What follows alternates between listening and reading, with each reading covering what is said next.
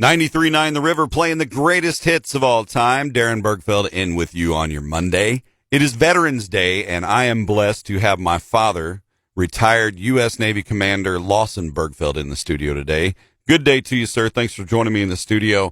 We're going to talk about Veterans Day. We're going to talk a little bit about service and what that means to you, and celebrate our vets today. Could you start us off? Why don't you just tell us a little bit about how you got involved in the military, how you got your start?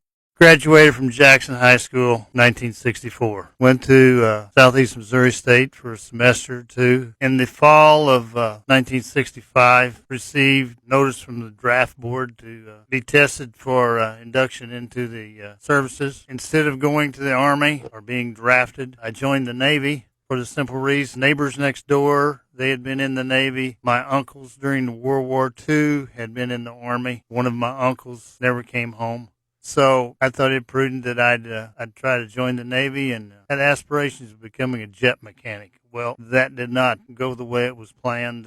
I wound up going to a crash crew beginning of 1966, Southeast Asia. Later on in my career, went aboard ship and became a member of the flight deck crew, and essentially later a flight deck officer aboard several carriers, starting with the USS Hornet and several others in between. John F. Kennedy, Saratoga, Nimitz, Coral Sea. But I thought it was my duty to serve my country. I think it's every individual's duty to try to preserve what freedoms we have various different ways. You can serve your country not only in the military but in other. I had the Peace Corps in those days, but I chose the Navy and lasted over the years. When I finally retired, I'd spent 34 years in it. So you enlisted in the Vietnam era and was active through Vietnam. Went into the Navy Reserves, and then in 1986, you were commissioned as an officer. April the 4th, I was commissioned.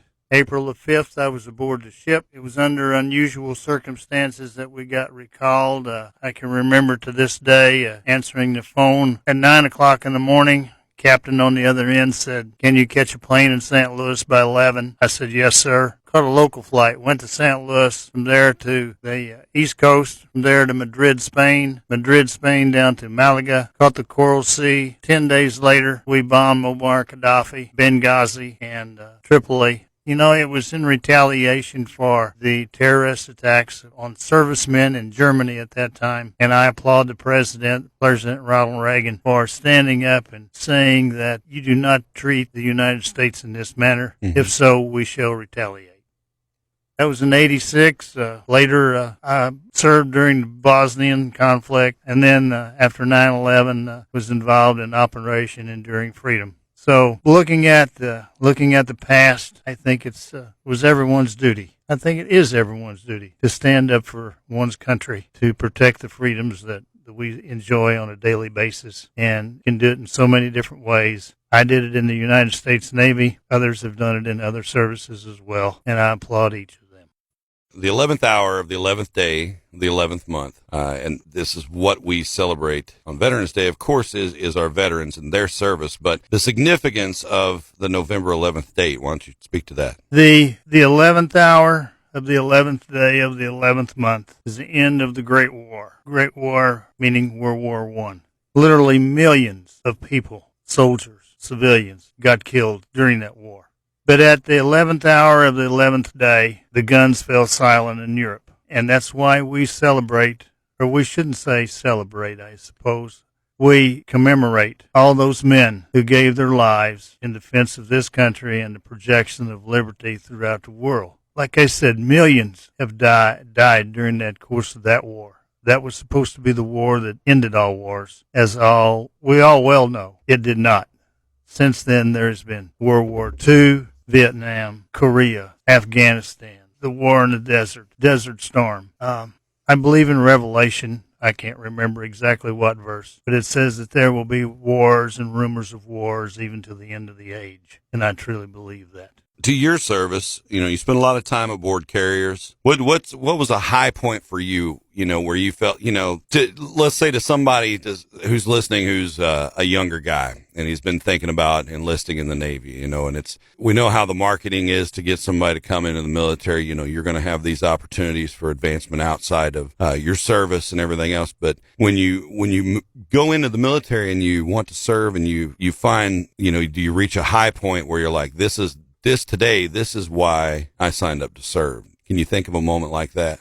I can remember well the evening of the raid on Libya. And this was the first combat action the United States Navy had taken part in since the end of Vietnam, essentially. And I shall never forget the evening prayer that the chaplain came across with at TAPS that evening at about 10. And he said, God grant us a tall sail, a bright star, and a true wind, for we are about to go in harm's way. Thank goodness we came home from that. But I shall never forget that night. Bombs everywhere on the deck, planes ready to be launched. And in flight deck control aboard that carrier, which we were 5,000 men aboard, you could have heard a pin drop in that room. Everyone knew the significance of what we were doing. This was yet at the end of the Cold War. So, again, you take stock of where you are, what you're doing, and why you're doing it, and been proud to have served the country and the Navy in that regard. What advice do you have for newly minted veterans, if you want to think of them that way, guys who are just coming out of service or, trying to engage with just day-to-day community? What can the Legion do to help? What can the VFW do to help? What would you like to tell those guys? Don't be afraid to ask. There's a lot of guys out there that were in the same shape that you are in presently. It doesn't make any difference whether you served in Korea, whether you served in Vietnam, whether you served in some other godforsaken place. Everyone has gone through a lot of what you've gone through. We all went to boot camp. We all had our hair cut. We all been ridiculed. Some of us have been spit at. The veterans today, I think, are taking care of, or at least the public is trying to take care of them much better than they once addressed the situation. So don't be afraid to buddy up with somebody else that's been there. The hand is there for helping us. It doesn't make any difference whether it's the American Legion, the VFW, AMVETS, Wounded Warrior Program, or a lot of different facilities. The nature of the guys that have put on the uniform prior to you are more than happy to help you. We've all been there at one time or another. And for somebody to tell you that they haven't been scared, they haven't shed a tear, don't let that deter you. I guarantee you that we all have at one time or another. The biggest thing I'd ask your public today is just remember those who have been there, whether it be an aunt or an uncle, whether it be a cousin, whether it be your dad or your grandpa or whatever. They may be able to tell you a story about a day gone by. Be thankful for what they did. Tell them thank you. It's always nice, and it doesn't cost a penny. Thank you again, Commander Burgfeld. Appreciate you on this Veterans Day very much as your son and just as a citizen, too. I appreciate you saying that. I appreciate the station for airing it, and I want to thank anybody who ever put the uniform on. I appreciate you, brother, sister. We stood up. We did what was right. Honor, duty, and country. Have a good day. Retired U.S. Navy Commander Lawson Burgfeld, my father, in the studio with me. Thank you, Dad.